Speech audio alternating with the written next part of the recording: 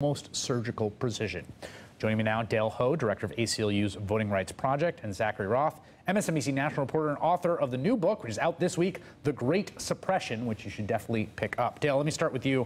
The legal lay of the land. So you get the Supreme Court basically guts the Voting Rights Act, right? It takes away this key provision which gets rid of preclearance, right? So states can do whatever they want.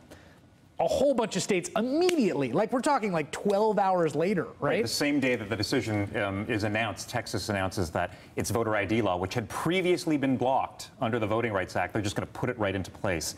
North Carolina, the bill that you were referring to, that was a bill which before the Supreme Court gutted the Voting Rights Act had a wide range of IDs that were acceptable. And then after the Supreme Court gutted the VRA, every form of ID that was disproportionately held by African Americans was taken out of the bill, and they retained only forms of ID that were disproportionately held by whites. And they had that data. They had requested it. This is the best part of that of the judge's decision, basically tracing them, being like, yeah, could you get us some data on what voting methods black people use the most? And then like the bill comes back and it's like, all those are the ones we're going to restrict. Right. And the judge is just like, you're caught. Right. And they actually also got data on absentee voting in addition to those other forms of voting. And that was the one form of voting that was disproportionately used by whites and which they left intact. So these are courts finding constitutional filings here, or Voting Rights Act's violation even without preclearance. Like the courts are basically saying you can't do this. Right. And they're finding these rulings are happening under a variety of different provisions. Some of them are under the Voting Rights Act. Some of them are under the United States Constitution.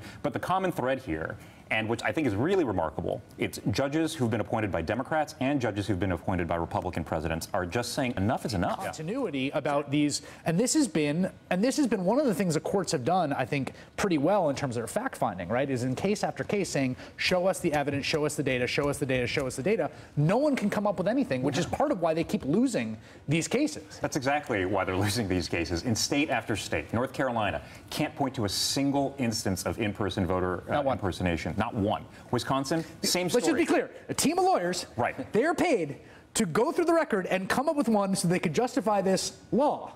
And they came up with zero. Right. And in Wisconsin, here's what they came up with. Someone who voted 14 times for Scott Walker, right? And now that's voter ID wouldn't even have stopped that, right? Right, exactly, because I'm pretty sure he looked the same every time. Right, that's the point.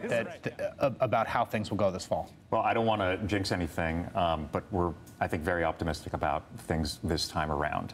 The rulings that we've gotten are really strong. I mean, the one in Texas, in the voter ID case from the full Fifth Circuit, you had 3 judges who were appointed by George W. Bush and 1 appointed by Reagan who sided with the plaintiffs in that case. Yeah. I think we've penetrated the consciousness here of even conservative, moderate conservatives. Yeah, they could have even, the decisions could have just read, we see you. Dale Ho, Zachary Roth, thanks for joining us.